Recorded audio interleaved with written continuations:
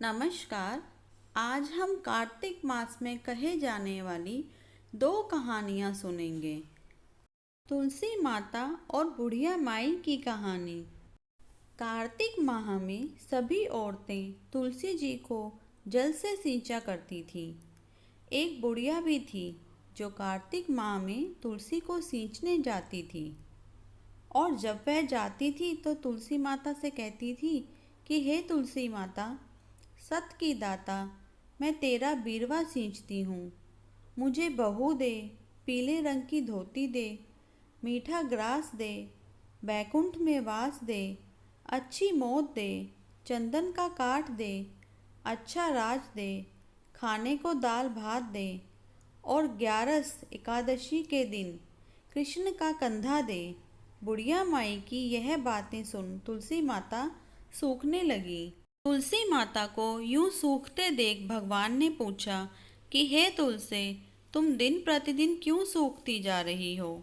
तुलसी माता ने कहा कि बस मेरे मन की बात मत पूछो।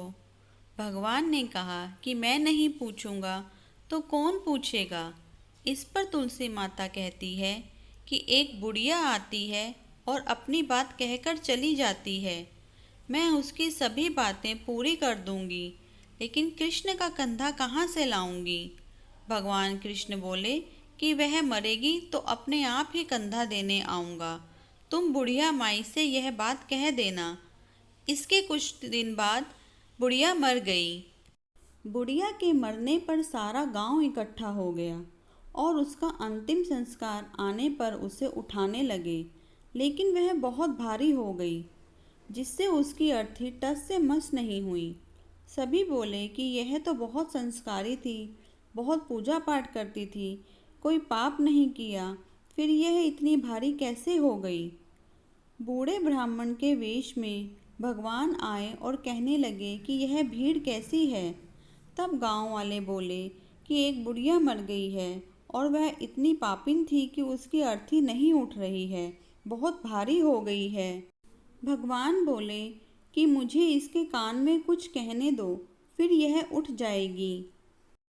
भगवान बुढ़िया के पास गए और उसके कान में कहा कि माई, तू अपने मन की कर ले, पीतांबर की धोती ले, मीठा ग्रास ले, वैकुंठ में वास ले, चटक की चाल ले, चंदन का काठ ले, झालर की झनकार ले, दाल भात को जी और कृष्ण का कंधा ले। भगवान की सभी बातें सुनकर बुढ़िया हल्की हो गई। भगवान अपने कंधे पर उसे ले गए। बुढ़िया को मुक्ति मिल गई और वह वैकुंठ को चली गई। हे तुलसी माता, जैसे आपने उस बुढ़िया माई की मुक्ति की, वैसे सभी की करना। जैसे भगवान ने उसे कांधा दिया, हमें भी देना। पीपल पथवारी की कहानी। एक बुढ़िया थी। उसने अपनी बहू से कहा, तू दूध दही बेच के आ। वह बेचने गई तो रास्ते में औरतें पीपल पथवारी सींच रही थीं। उनको सींचता देख बहू ने पूछा कि तुम यह क्या कर रही हो? औरतें बोली कि हम पीपल पथवारी सींच रही हैं, इससे अन्न और धन होता है, 12 वर्ष का बिछुड़ा हुआ पति मिल जाता है। बहू बोली, ऐसी बात है तो तुम पानी से सींचती हो, तो मैं दूध से सींचूंगी।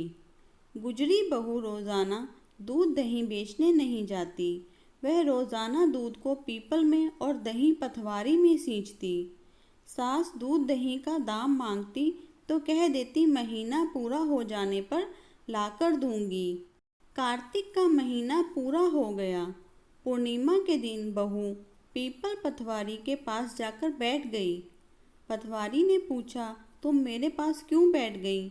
बहू बोली कि सासू दूध दही का दाम मांगेगी। पीपल पटवारी बोली कि मेरे पास क्या दाम रखा है, ये भरा डींडा पान पतूरा, इसको ले जा। बहू ने वही ले जाकर कोठरी में रख दिया और डर के मारे कपड़ा ओढ़कर सो गई। सासू बोली, पैसे ले आई बहू? बहू बोली, कोठरी में रखे हैं। सासू ने कोठरी खोल के देखी तो देखा हीरा मोती जगमगा रहे हैं। सासू बोली, बहू इतना धन कहाँ से लाई? बहू ने आकर देखा तो सच्ची में ही धन भरा हुआ है। बहू ने सास को सारी बात बता दी। सास ने कहा, अब के कार्तिक में मैं भी पटवारी सींचूंगी। कार्तिक आया, सास दूध दही तो बेच आती, हांडी धोकर पीपल पटवारी में चढ़ा देती। आकर बहू से कहती, मेरे से दाम मांग। वह कहती, सासू जी कोई बहू भी दाम मांगती है। मगर सासू कहती कि तू मांग। बहू बोली, सासू जी पैसे ले आओ। तो सास पीपल पटवारी के पास जाकर बैठ गई। पीपल पटवारी ने सास को पान पतूरा भरा डिंडा दे दिया। उसने ले जाकर कोठरी में रख दिया।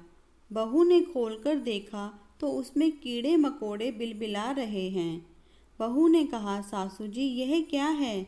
सास ने आकर देखा और बोलने लगी, पीपल पटवारी बड़ी दोगली पटपीटन है। इसको तो धन दिया, मुझको कीड़ा मकोड़ा दिया। तब सब कोई बोलने लगे कि बहू तो सत की भूखी सींची थी और तुम धन की भूखी। हे पटवारी माता, जैसा बहू को दिया वैसा सबको देना, जैसा सास को दिया वैसा किसी को ना देना। Please like, share and subscribe.